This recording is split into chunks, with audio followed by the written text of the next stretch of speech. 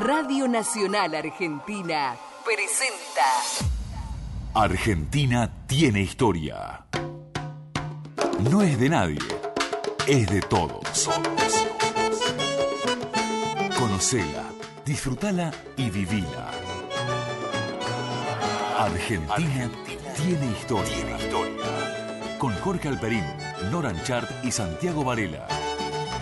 Por la Radio Pública.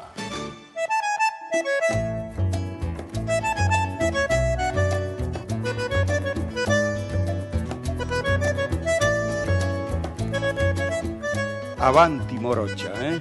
Avanti morocha, ¿usted lo dice por mí o lo dice por la morocha que está, por la morocha que avanzó? Que está y por usted también. Me parece muy bien. Y por las porque usted está morochas. rodeado de morochas. Acá la morocha Por las bien, morochas muy que bien. queremos, claro. Las morochas querendonas avanzamos sin lugar a dudas. Estamos contentos. Pero bárbaro. Estamos contentos. Así Salió es. todo bien, sin complicaciones. No, todo va. Estaba ya despierta rápidamente. después Es de que la es así. Es no así. es que ella es una heroica prócer. Yo esto se los trato de explicar a todos porque normalizar la situación ayuda a la infinita cantidad de mujeres que están en su misma situación y no tienen ni simpatizantes afuera Claro, cantando por ellas, claro, ni ni medios de país comunicación pendiente, que claro. se ocupan, y que son ellas tan importantes como la presidenta para sus casas. Entonces, la verdad que el procedimiento ha llevado a los carriles normales y la evolución normal, y lo mejor que se puede decir en estos casos es que todo está normal. Todo está normal. Y estamos Claro. todos más Estamos tranquilos. todos más más Claro, no hay tranquilos. una salida extraordinaria, sino que aquellas mujeres que tienen que afrontar esto sepan que esto que está Que esto sucediendo... Es lo del procedimiento Exactamente, vos sabés que yo tengo Mujeres y una... hombres, porque no hay Mujeres menos, y hombres, pero los hay. sí, pero 5-1, de todos modos hay una tendencia mucho muy... más. Sí, yo tengo otra morocha que se llama Liliana Mate, que es una mujer talentosa del cine que está en el Inca y que enfrentó 2 veces esta situación. Ajá. Y entonces, cuando hoy a la mañana poníamos, bueno, yo puse algo en este sentido: fuerza tiene, ciencia hay, está todo en orden, tranquila Cristina, todo va a andar bien. Digo, Todo anda bien. en este orden, y ella me dijo, ¿y cómo van a andar bien? Mirame a mí, que hace 7 años que sigo molestando Claro. por ahí con este tema y estoy perfecto. Bueno, hay gente que enfrenta la situación y hay gente que no. Por ejemplo, Varela, explíqueme si River no quiere jugar ahora el Superclásico. No se puede enfrentar. Parece que no, porque nosotros estamos en la B. Están en la B. Ustedes están en Sí, la A. es vulnerar las Sí, distintas No sé por qué categorías. tenemos que jugar con alguien que está por eso, debajo. Por ¿no? eso, Claro. a nosotros no nos interesa jugar con Claro. la A. No, ellos dijeron, no le va a sumar a No, Boca si tampoco- nos gana. Claro. Tampoco les interesa Claro. volver a la... No, no. Por ahora no, estamos muy bien. Están haciendo una épica ahí en la Estamos B. como queremos. Muy Sí, bien. Nunca estuvimos porque mejor viste que en ahora, el país como de él. los ciegos, Nunca estuvimos mejor que ahora. Bueno, el tuerto... Todo raro. Por ejemplo, Claudio Canullán estaba aburrido y dijo, bueno, voy a ser el operador hoy de Argentina Tiene Historia. Eso. Muy bien, Bien, Claudio, bienvenido bien. Claudio. Sí, no, con- Preséntemelo, por favor. Vuelva cuando quiera, además. Lo vamos Pero a muy llamar. bien. Así para el Martín Fierro tenemos...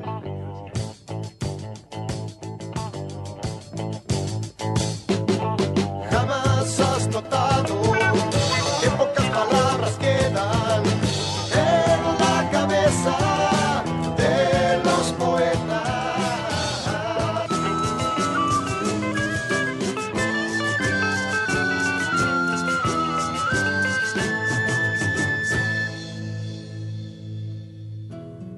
Un pavo real se pasea por un desván en penumbras y a su paso que deslumbra la oscuridad se voltea.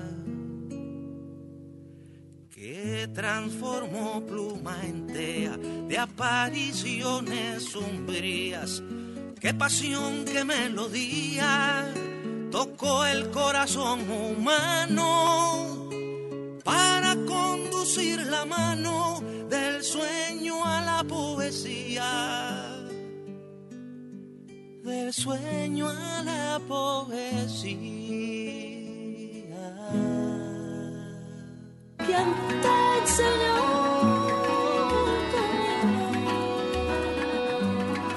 que los poetas,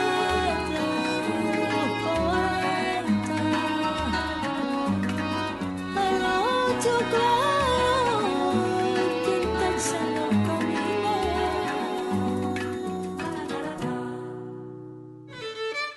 El tema del día.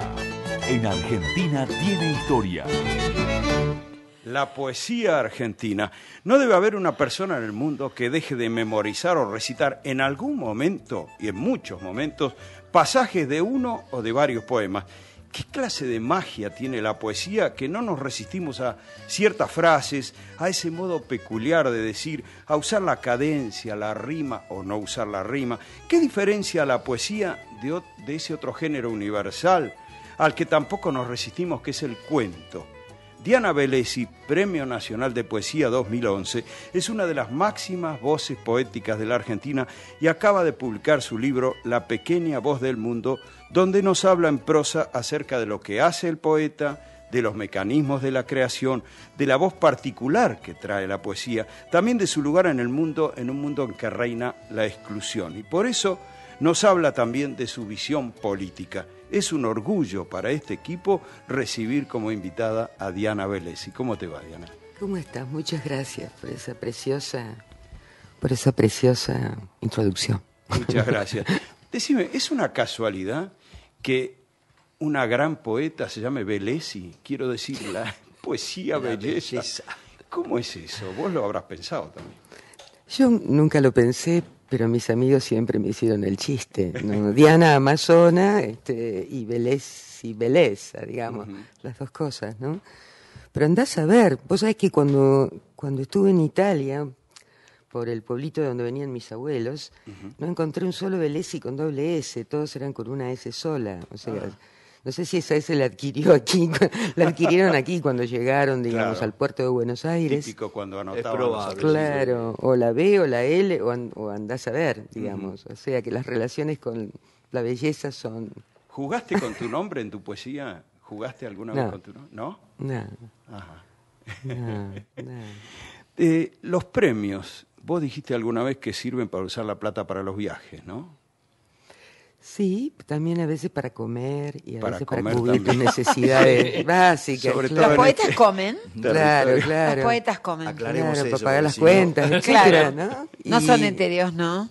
No, vos te parece que yo soy etéreo. Hay que mamita? alimentarse. Mira, si yo tengo que mirar esos ojos, te diría que sí. Te diría Muchas que gracias, sí. muchas Bellísimos. gracias. Pero, y a veces cuando te sobra un poquito, y si quizás lo puedes usar para un viaje y eso está bueno también. Y vos viajás mucho. Yo viajo mucho desde chiquita con la mochila al hombro y ahora que soy viejita porque me invitan a muchos lugares y por eso viajo, digamos, ¿no? Hiciste un viaje por América Latina a pie, digamos, ¿no? Desde 1969 al 75. Sí, desde el 69, 70, ya no me acuerdo más, hace tantos años. Por ahí no como fueron 6 años. Como fueron- 5 o 6 años estuve Ajá. pero caminando y subiendo arriba de los camiones, básicamente. claro. ¿Por dónde? ¿Y qué, Por el Pacífico, por la ruta del Pacífico, por toda Ajá. América, por toda América Latina. Toda la zona por andina, Estados digamos. Unidos, en Europa, etcétera, sí. ¿Y qué pasó con tu poesía a partir de esos viajes? Ajá. Y pasaron cosas muy buenas, ¿no? Por empezar sobreviví, lo cual estuvo muy bien, y en parte creo que sobreviví porque tuve a manos para agarrarme siempre el verso, digamos, ¿no? Siempre tuve la posibilidad de dormir donde durmiera, vivir donde viviera, pero siempre tuve la posibilidad de llevar un cuadernito y escribir, digamos, ¿no? Y porque el concepto de la patria grande, que es tan propio de fines de los 60, principios de los 70, se hizo realidad en ese viaje por América Latina, ¿no? Entonces, todas las colonias rebeldes del idioma castellano, ¿no? que aparecen en los países latinoamericanos, Claro. al hablarlos y vivir en esos países, entraron a formar parte de mi background y a formar parte de mi lenguaje, diría Claro, yo, ¿no? claro. Y por un momento me sale una poblada extraña y digo, ¿esto de dónde vendrá? ¿no? Ajá. Y digo, esto debe ser mexicano, pero es como un argentino mexicano ahora, ¿no? Ajá. Yo te quería preguntar, porque ahí la poesía enfrenta terribles prejuicios también. O sea, hay toda una mirada que habla de la poesía como un elemento cursi, que a veces la ven como una cuestión así de blanda, o sea, digo, esto que te guste es como una personalidad más romántica y asimilan romántico con blandito. Hay otra poesía sumamente dura y militante también, aquella que no guarda tanto el el cuidado de las metáforas, sino que es directa y es la que se pretende subversiva. A mí me gusta tanto una como la otra, soy absolutamente sincera. ¿Cómo se mueve el poeta en ese mundo de prejuicios donde se lo conmina a ser explícito en sus ideas, si es que estas son revolucionarias, o no revolucionarias, pero son políticas, y se lo castiga cuando le canta el amor y cae en lo que algunos le llaman cursi? Bueno, a mí nunca me pasó que me castigaran porque escribiera versos cursis. Y mira que yo soy lírica, sobre todas las cosas, ¿eh? Llamémoslo así, no llamémoslo sentimental ni romántico. Pero me parece que la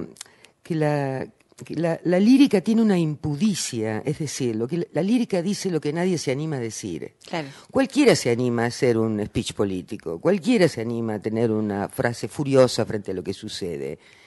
Pero decir eso que nadie se anima a decir, que es lo que hace la lírica, la vuelve infinitamente más revolucionaria que cualquier otra cosa.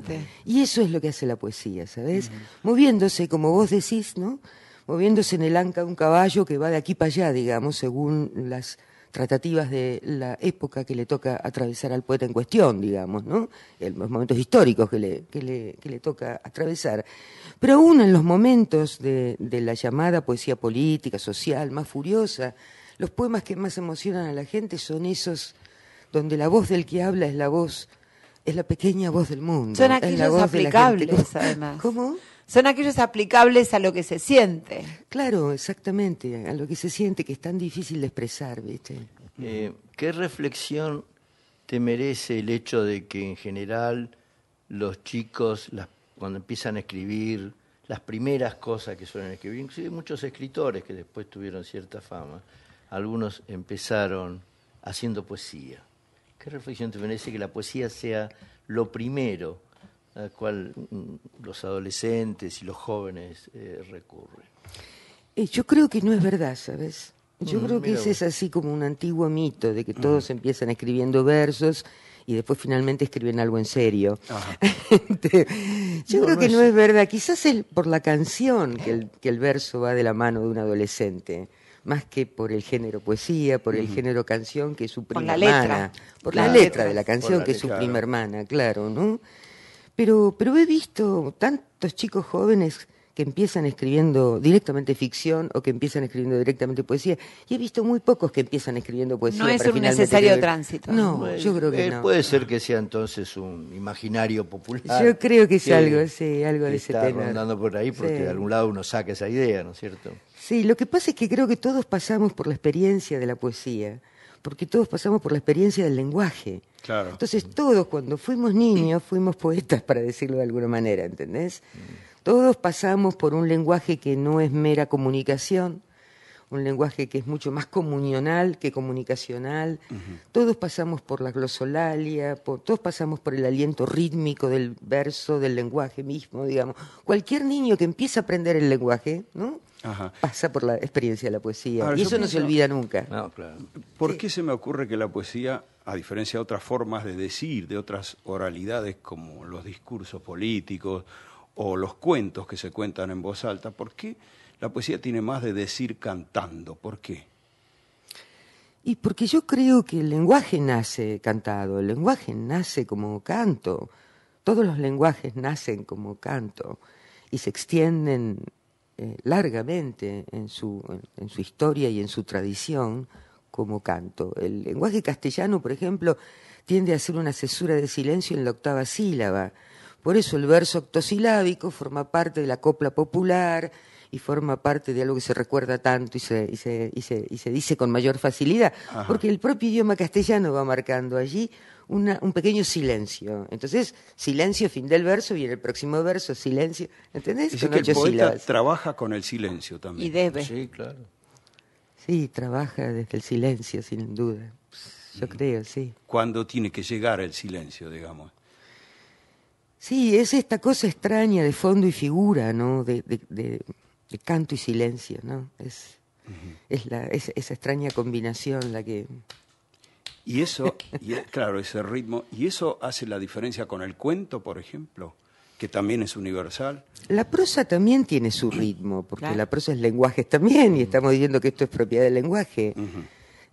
también tiene su ritmo, y las grandes prosas son las que guardan un ritmo muy particular, ¿no? O una respiración, como se le suele decir, en el fraseo, digamos, muy particular. Danos un ejemplo de un gran prosista que ahí tenés como una música, un ritmo. Bueno, puedo ir desde Sarmiento a Borges y puedo Pasando ir por desde García Márquez.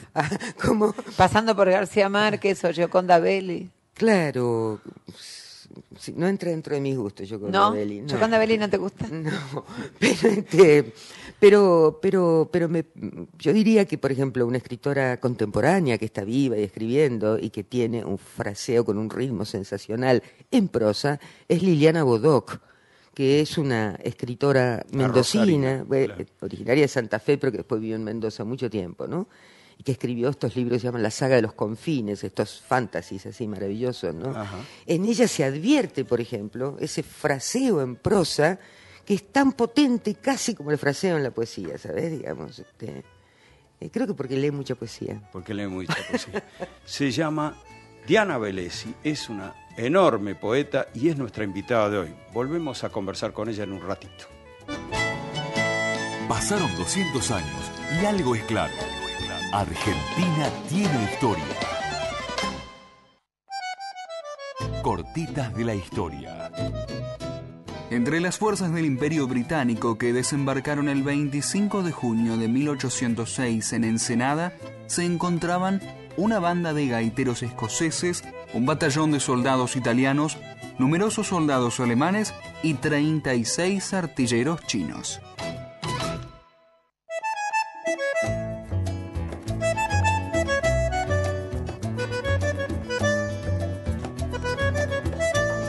Seguimos conversando con nuestra invitada de hoy, Diana Velesi, sobre la poesía en la Argentina. Diana, tu último libro, tu flamante libro, La pequeña voz del mundo, ¿cómo definís lo que llamás la pequeña voz del mundo?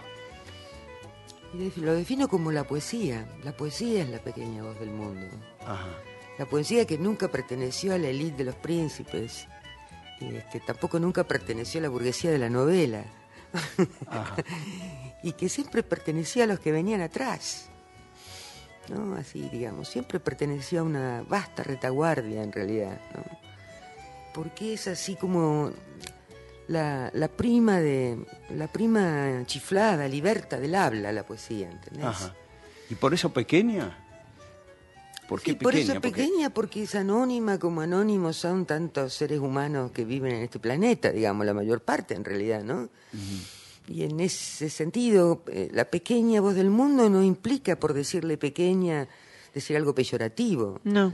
Claro, lo que está diciendo es que no es la gran engolada voz del mundo. Ajá. Es el trovador, es el hombre de la calle. Exacto, claro, es la que viene atrás y en oleadas y en bandadas, digamos, Y constantes, se dan ¿no? un fenómeno muy extraño con la poesía. Seguramente es probable que no estés de acuerdo con esto, de que yo digo que se tiene a veces miedo de leer poesía, de no entender la poesía. Digo, si yo te enfrento a, no sé, en este momento no se me ocurre, pero algunos poetas que escriben difícil, que lo hacen un poquito, Girondo, por ejemplo. Oliverio, Digo, claro, Oliverio, me salía Octavio y era Oliverio, entonces estaba esperando que me saliera el nombre adecuado.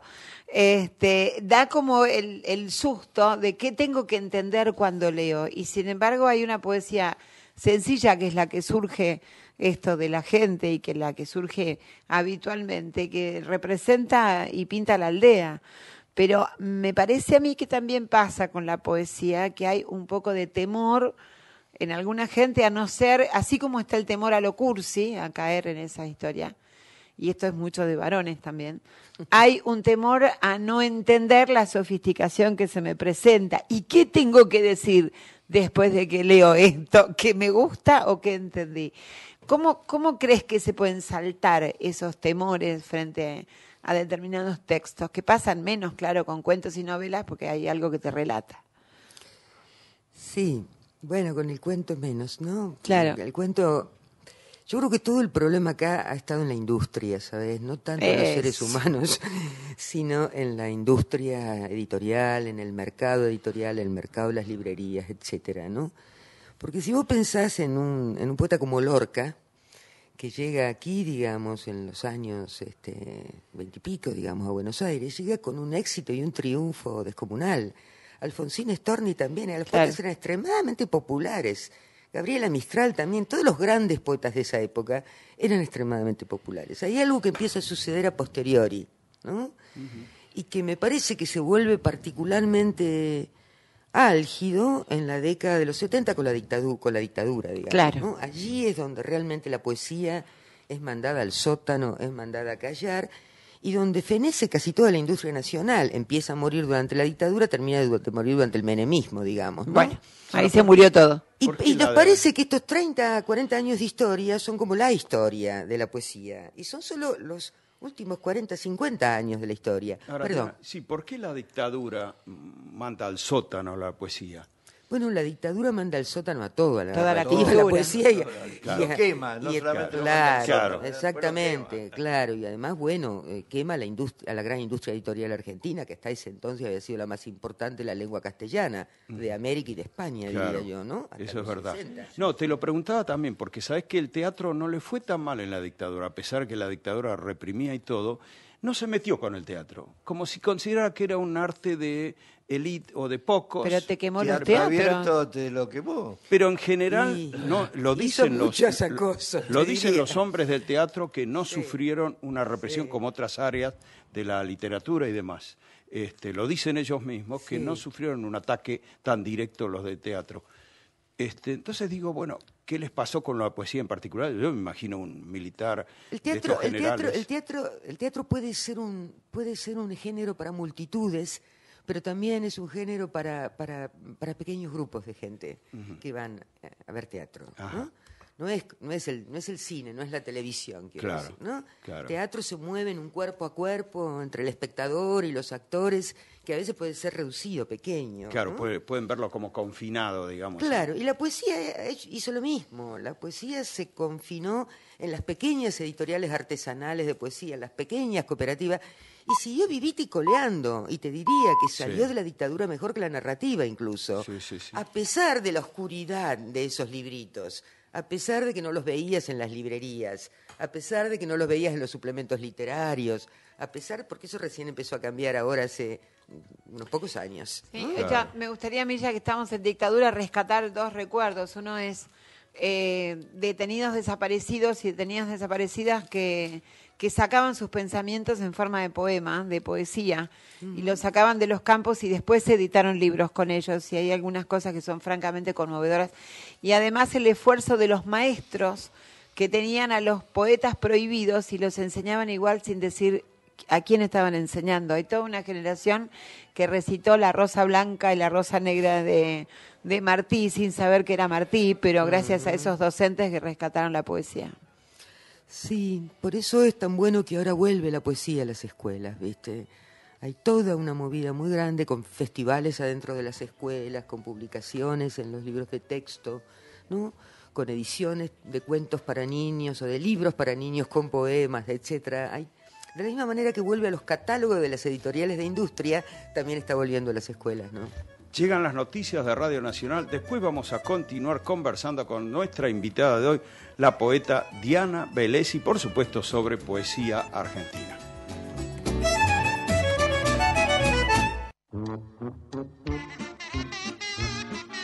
Buenas tardes, señores y señores. Aquí damos comienzo a la efeméride ignorante, o sea, la que nadie la conoce. A cargo de quien les habla, Catalina Pizafrola Langanuso, para los íntimos Catita, y del célebre conductor Pepe Aria, que con su fina voluntad saluda a la distinguida audiencia. Buenas tardes, queridos filipipones. Buenas tardes, Catita. Ay, Pepe, ¿usted sabe lo que pasó el 4 de enero, pero de 1823? No, Catita, me cuenta, por favor. Bueno, resulta que ese día fue el día que por primera vez llovió en la Argentina. ¿Qué dice, Catita? Claro. Mira, resulta que la jornada empezó toda soleada. Propiamente el sol era una moneda redonda con rayo brillante a los costados y una sonrisa plantada en el medio del rostro amarillo. Un día propiamente diáfano. ¿De afano? Diáfano querrá decir. No, Pepe, diáfano, de los actos de ilegalismo. porque a Madelio Ver se robaron tantas carteras en el SUTE ese día que hasta se proclamó el Día Mundial del Hurto de las Cosas de las Personas Ajenas. ¿Y eso qué tiene que ver con la lluvia, Catita? Es que usted se va por los árboles, Pepe. Lo que le quería contar era que ese día tan lindo después cambió completamente. Porque cuando cayó el sol empezaron propiamente los churrascos. ¿Churrascos? Claro, Pepe, churrasco. Cuando llueve carne como si fuera la fin del mundo. No, Catita, esos son chubascos, no churrascos. Bueno, churrasco también hubo, Pepe, porque las carnicerías estaban todas abiertas. Catita, verdaderamente me parece muy extraña la efemérides que acaba de contar. Y bueno, Pepe, es que usted no tiene cultura para entender las vueltas a la historia. Así que ahora nos despedimos hasta mañana. Pero antes le decimos, si Argentina tiene historia, nosotros se la contamos. Y mañana regresamos para cultivar la memoria. Catita y Pepe Arias, en la voz de Ana Padovani. Argentina tiene historia y tiene cómo comunicarse, ¿eh? Vamos a contarles, Graciela, cómo se comunican los oyentes. Como no, estamos como siempre en el 4999-8700, desde toda la Argentina al 0810-222-0870, al valor de una llamada local. Nuestro mail argentinatienehistoria@radionacional.gov.ar, y estamos en Facebook. Saludamos a los 1456 amigos, tienen que buscarnos así, Argentina tiene historia. Y bueno, ya los vamos a saludar porque hay muchos mensajes. Bueno, y hoy el tema es la poesía argentina. Nuestra invitada, una invitada muy especial, la poeta Diana Velesi. Diana, lo que te preguntarían muchos oyentes, ¿cómo se puede afinar el oído para la poesía? Obviamente me vas a decir leyendo poesía, incluso diciendo poesía, pero ¿por dónde se empieza, por ejemplo? El que no tiene un oído entrenado para la poesía. A lo mejor todos tienen un oído entrenado para... Yo creo que todos tenemos, es verdad, un oído entrenado para la poesía, y que es eso, es leyéndola e incluso repitiéndola en voz alta. Ahí es donde... Decirla es un paso importante. Claro, por ejemplo, algunos versos que uno aprende desde niño o en la adolescencia y que no olvida nunca jamás, ¿no? Con esta memoria que se va deteriorando tanto ahora con los años, pero que aquellos versos que uno memorizó, digamos, no los olvida. Y sintiendo, porque es intuitiva la educación, ¿entendés? Hay una educación, y a mí me encanta que vos la hayas postulado en esos términos, ¿no? Cómo se educa a uno para apreciar la poesía, ¿no? Claro. Para disfrutarla, la poesía. Pero yo te diría a vos, ¿cómo se educa a uno para apreciar a Mozart? Claro. O para apreciar la música limpia y pura, digamos, ¿no? Yo soy un animalito silvestre, no me puedo educar, la siento o no. Claro, pero es que te educas escuchándola simplemente, ¿no? Claro. Esto es como, es un poco como hacía, o como nace este pianista maravilloso, ¿cómo se llama? El que va a ir a conciertos en Tucumán y que... Miguel Ángel Estrella, ¿no? Sí. Miguel Ángel Estrella, que él dice que es el mismo repertorio, el que da en el Colón y el que da en el Ingenio Tucumán. Y que la gente se acerque y le dice, qué música tan limpita, maestro. Lo cual significa que esa gente tiene capacidad de escuchar. Pero hay un esfuerzo en ese, si no es que uno queda pasivo, está haciendo algo para incorporar. Es verdad, es que se ve que no escucharon tanta televisión de chico y escucharon las coplas, ¿entendés? Y las coplas lo manda derechito, digamos, la música pura del mundo, sea Mozart o quien sea. Yo te quiero hacer una pregunta que tiene que ver con esto de escuchar poesía. Sí. Yo he podido escuchar a algunos poetas recitando su propia poesía, y a veces esa misma poesía es recitada por un actor o por otra persona. ¿Qué opinás vos cuando tu poesía es leída o interpretada por otra persona? ¿Cuál es tu escucha? Con semejante voz, además, que tiene. No, bueno, en primer lugar siempre lo agradezco, que alguien se ocupe de un verso que uno ha escrito para leerlo, me parece siempre algo maravilloso. Pero, o sea, en primer lugar eso. Pero en segundo lugar siempre me gusta más escuchar a los propios poetas leyendo sus poemas que a los actores leyendo los poemas, ¿entendés? Digamos, mientras los poetas estén vivos, digamos, ¿no? ¿Qué pasa cuando un actor lo lee? Digamos, hay algo, a diferencia del propio autor, hay algo que quizás se pierde, ¿no? Hay una artificiosidad que en general el poeta no tiene cuando lee. Ajá.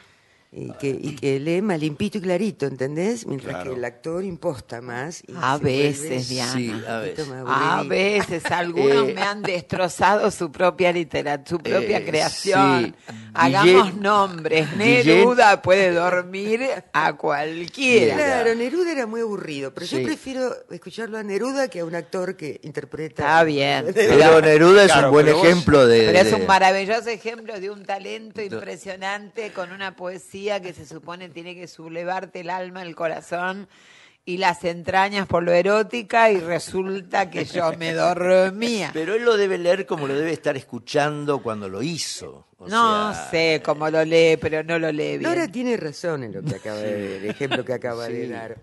Pero aún así, aún cuando Nora tiene razón en el ejemplo que acaba de dar, a lo mejor si lo lee XX, un señor o una señora de barrio, a Neruda, me agrada. Pero Claro. cuando lo lee un actor, lo carga de una artificiosidad que la poesía, que No, es yo la pequeña eso te voz del entiendo. mundo, no tiene. No No, tiene, eso no. te entiendo, eso te entiendo. Te podemos poner incómoda y decir quién te gustó o no te gustó que te leyera la poesía en voz alta. Ah, ¿quién me gustó? No, Esa bueno, me te gustó pone- Leonor Manso mucho en una cosa que hizo unos años atrás. Ingrid Pelícori, que también, digamos. Mirá si nos atrevíamos con Graciela a leer algo. Qué suerte que no lo hice. Qué mal, No, qué no, mal, qué no. mal estuve. Adelante. ¿Ustedes son actrices? No, somos, Entonces, somos Nada. personas. Bueno, ¿Cómo no somos Encontraste nada? la vuelta, Diana. ¿Cómo no Zafaste. somos nada? leer y leer tranquilamente. Zafaste. Diana, vos en algún momento dijiste que vos no podrías ser poeta y militante, que no se puede ser las dos cosas a la vez. Hay un personaje que uno ha invocado mucho, en este programa se ha invocado, que es Paco Urondo, poeta y militante.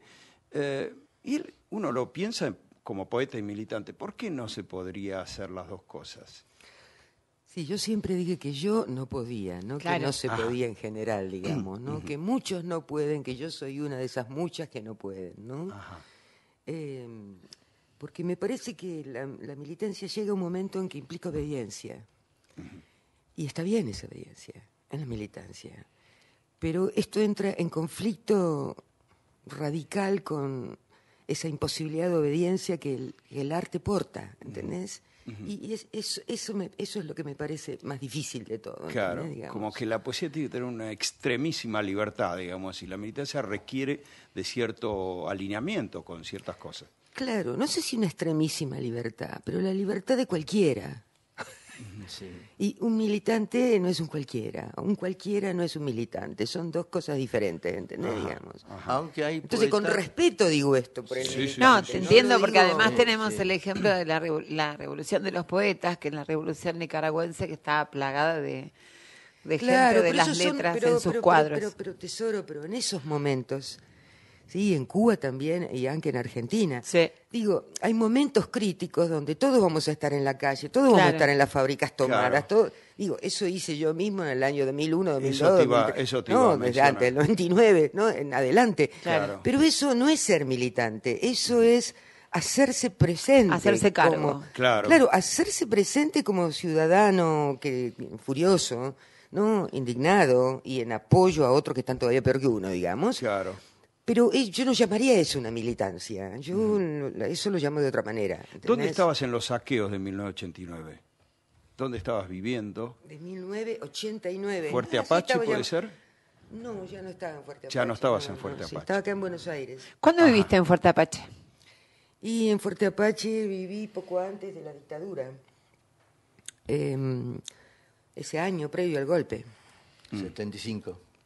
Y eras militante, digamos, en ese momento. No. ¿Por qué Era habías poeta. elegido Fuerte Apache? Bueno, porque no tenía dónde vivir, carajo. Ah, mira. Claro. No, fue una elección de proletarización. No, fue que alguien me dijo, aquí podés tener vivienda, y yo vivía en Fantástico. una piecita de Constitución y que me costaba pagarla incluso, y acepté este ofrecimiento, y ya después, estando en Fuerte Apache, pasaron otras cosas, digamos, ¿no? Uno entró como en una organización junto con otras personas que estaban en Fuerte Apache. Pero no fui como militante a Fuerte Apache, fui Ajá. porque no tenía dónde vivir, ¿entendés? Digamos, Perfecto. no sos militante, Como pero vos te das cuenta, en- esta es como la diferencia. El que es militante, y el que no tiene para dónde vivir, no tiene dónde vivir. Sí, No, sí, la pero vos no diferencia andás es El por que que- cualquier- viene de abajo, y el que no Perdón, viene...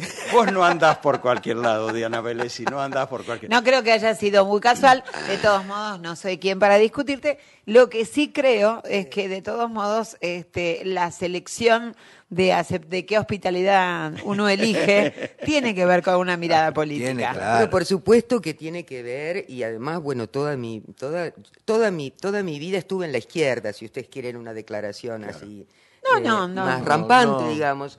Toda mi vida fui una militante de izquierda y ahora me he convertido como en una kirchnerista conversa crítica, como creo que también Es un mucha proceso otra gente. muy lindo y Claro, lógico. ¿no? Y siempre he sido sensible al pulso de la historia, Claro. sensible a lo que sucedía donde estaba viviendo, digamos, en este caso en Argentina. Pero eso no me convierte en una militante. No, Esto es lo igual que quiero digo, no saber. es Es que una en una cuestión de discusión. Lo que es palabras. interesante es esta marcación, porque está aquel que debió proletarizarse por un mandato militante, quizás sin tener en ese momento ni las ganas ni la sensibilidad a la cuestión de ir a donde uno siente e imbricarse. Eso hace la diferencia. Sin la menor duda, sí, sin la menor duda. Es así, y también se cometieron muchos errores Claro. en esas decisiones, Claro. digamos. ¿no? Bueno, no estabas afuera del mundo, estabas en el mundo. No, estaba Claramente. en medio, en el ombligo. Seguimos conversando en un ratito con nuestra invitada de hoy, la poeta Diana Velesi. Entérate. Argentina tiene historia. Voces con historia. Voces con historia.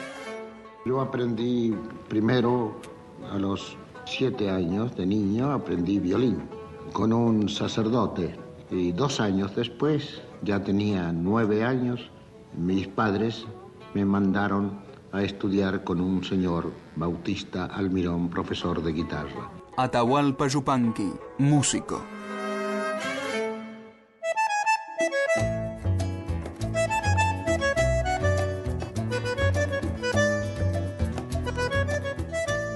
Tenemos mensaje de los oyentes en este programa especial que tiene como invitada nada menos que a Diana Velesi. Vamos a escucharlos.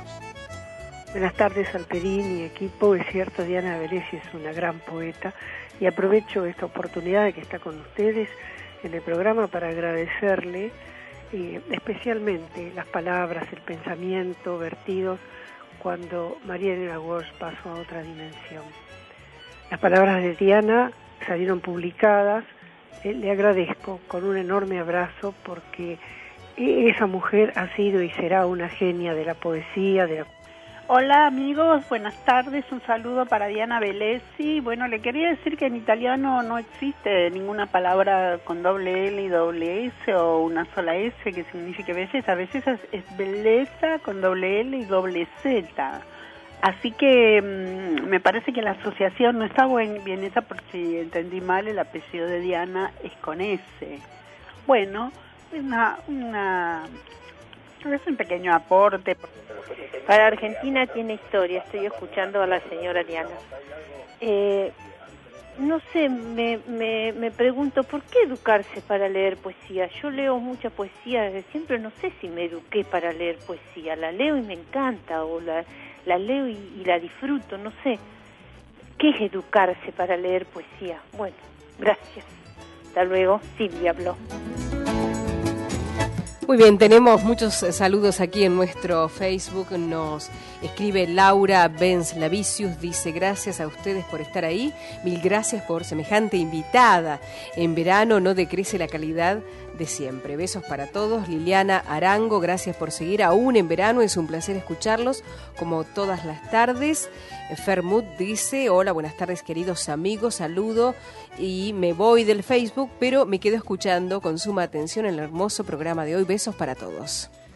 ¿Tenemos algo más? Sí, también Pablo Valerini y Analía Soria, que también nos saludan y nos escuchan siempre. ¿Sabes que me encanta esto de que nos agradecen que seguimos trabajando? Sí, sí. Gracias por trabajar. Nosotros también agradecemos. También agradecemos. Le voy a contar, también agradecemos. Sí.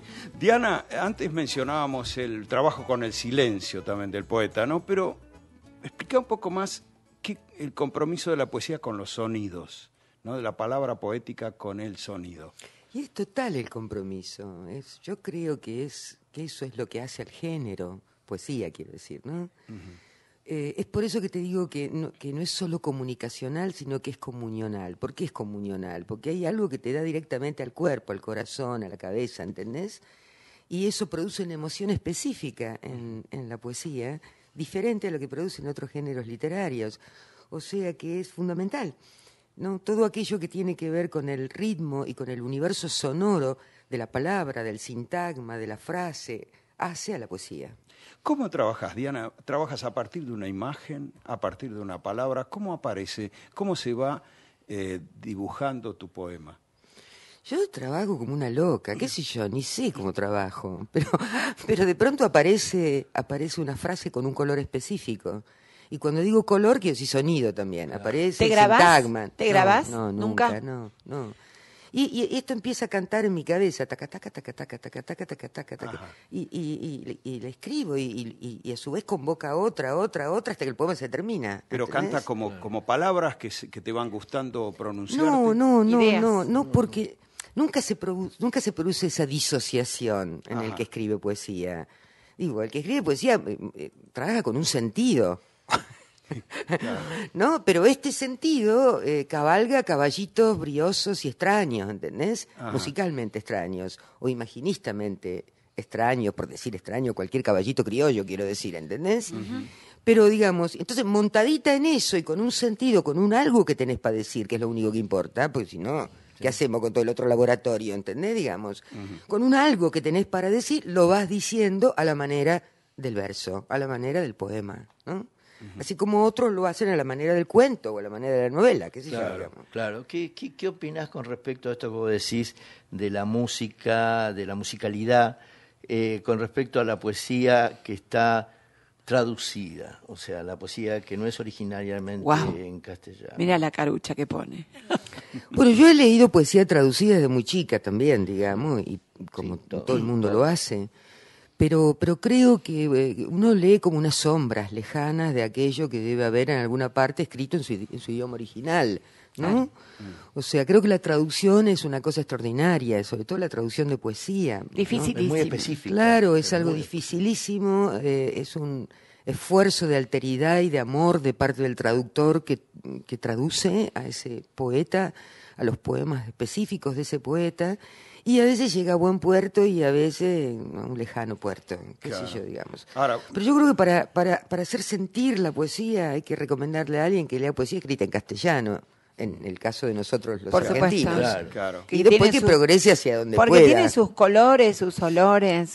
Claro, lógico. ¿no? Y los tiempos tienen sus palabras también, cada tiempo. Y las cosas que reconoces, yo creo que es imprescindible reconocerse en la poesía. Por eso digo, los grandes poetas universales que traducidos y todo, pueden haber llegado a uno de esa manera tan prístina, digo, algunos alemanes y este tipo de cosas, es porque hay que ser muy grande para poder llegar con un olfato tan ajeno a esta porteñita que se enamora de eso, ¿no? Algunos románticos alemanes tan extraordinarios, románticos ¿verdad? alemanes son maravillosos, claro. Ahora, ¿cómo...? Yo me quedé enganchado. ¿Vos te sentás a escribir, te dedicás un tiempo especial para la escritura o depende en qué momento aparece la necesidad? Yo dedico un tiempo muy grande a la lectura.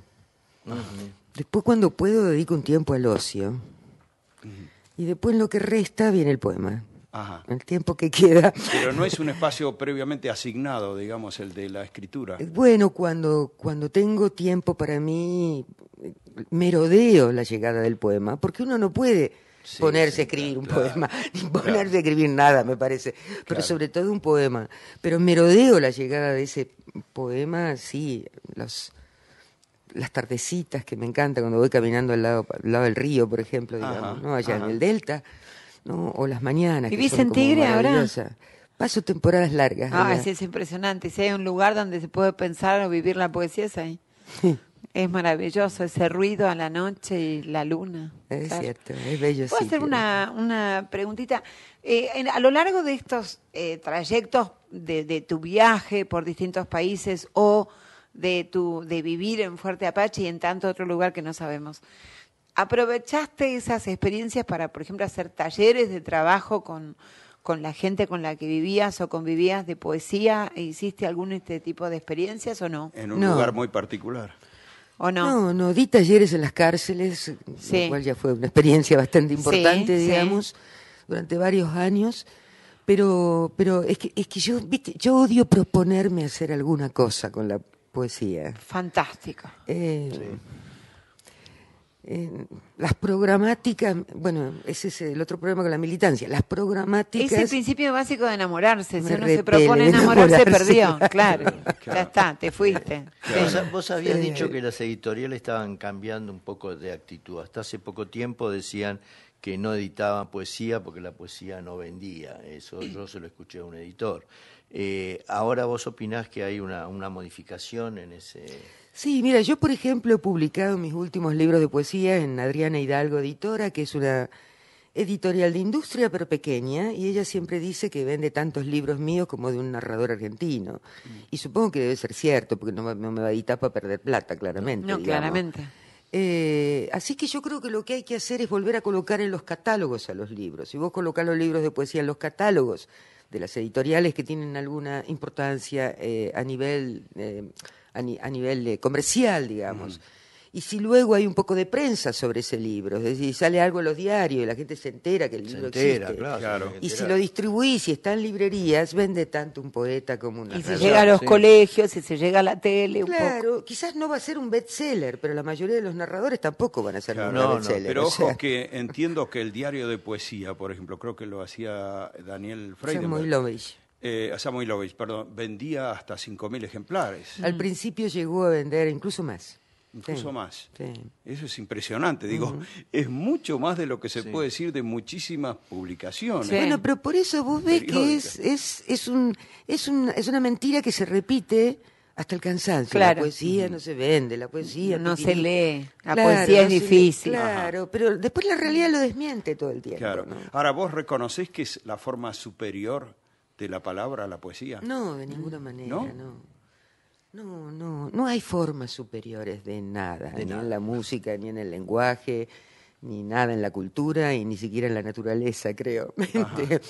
Pero no, yo creo que ese error lleva al poeta a ser un príncipe mendigo. Claro. La poesía es lo más extraordinario sobre la tierra, a mí nadie me lee, no le importo a nadie, porque soy pero si soy excelso. Claro. Digo, esto te lo digo graciosamente para que se rían, pero está perfecto. Pero digo, ese es como un grave error, diría yo. Como una torre de cristal falsa, ¿no? Claro. Bueno, a esto me refería yo con el tema de la accesibilidad, ¿no? La inclusión en la poesía. Si yo siento que esto está hecho para pocos porque es difícil y lo entienden los cultos, ¿yo para qué lo voy a leer? Si no entra en ninguna de esas categorías. Pero fíjate como el malentendido de la palabra educar, como si educar fuera una mala palabra. Claro. ¿Por qué me tengo que educar para leer poesía? Si yo la leo y se acabó. Y es leyéndola que te educas. Claro. Digo, no hay contradicción en el mero ejercicio, entre una cosa no hay y otra, ¿entendés? Claro. No es que vas a una escuela de poesía, digamos. No, pero ojalá hubiera escuelas. Y no necesariamente la palabra tal vez sea entender, porque yo Liberio Girón no lo entiendo. Pero lo siento. Pero me gusta. Y lo vuelvo a leer. Me doy cuenta que me gusta porque lo vuelvo a leer. Y hay cosas que no las entiendo. Bueno, ese tipo de poesía tiene una música que por eso, te hay algo que tiene que me gusta. Girondo. Claro, Girondo sin duda que es un gran poeta. Es un gran poeta y en realidad no es un poeta tan complicado. No, cuando estamos en reuniones con amigos y tomamos un traguito, al rato el lenguaje se vuelve re loco. ¿Entendés? Sí. Tan re loco como en la poesía. Sí. O cuando tenemos el discurso amoroso en la cama con el amante o la amante, pasa exactamente lo mismo. Se vuelve el lenguaje re loco como en la poesía. En ese sentido yo te digo que son primas hermanas, el habla y la poesía. Pero esto no significa que escribí poemas coloquiales. No hablo de eso. No, claro. Claro. Diana, hay algo que me encantó entre las 1000 cosas que leí de vos. Y es eso de dar rienda suelta a la mirada. Explícalo un cachito. Y eso, no sé, eso creo que está en un poema, ¿no? Lo de dar rienda suelta a la mirada. Andás a ver qué habré querido decir ahí. Yo te voy a contestar de donde pienso ahora, porque no me acuerdo en ese lugar donde lo leíste, que era lo que quería decir, digamos. Pero me parece que hay algo fundamental en el arte, en este caso en la poesía, que es la atención. Si no hay atención, no hay poema y no hay arte, ¿no? Entonces, es ese gesto de reconcentrada atención donde uno suelta la mirada y donde el mundo se vuelve infinito y algo vuelve de vuelta. Aunque mires una mariposita, un bichito, una florcita o cualquier cosa en la vida, ¿entendés? O un yuyito en medio del asfalto. Diana Velesi, muchas gracias. No, gracias a usted, qué amoroso, gracias por aguantarme. No, divino, me encantó. Se nos terminó un programa hermoso, de verdad. Esto ustedes lo saben que lo pueden bajar. Claro, después, tenemos nuestro blog argentinatienehistoria.blogspot.com. Les decimos que mañana en Argentina Tiene Historia el tema es 4 ciudades de Salta. Salta capital, Cafayate, Tartagal y Cachi. 4 ciudades de Salta mañana en Argentina Tiene Historia. Ahora mismo las noticias de Radio Nacional y luego Roberto Perfumo, Gustavo Vergara y todo el equipo de deportes con su programa Pasión Nacional. Chao, hasta mañana. Chau, chau. Somos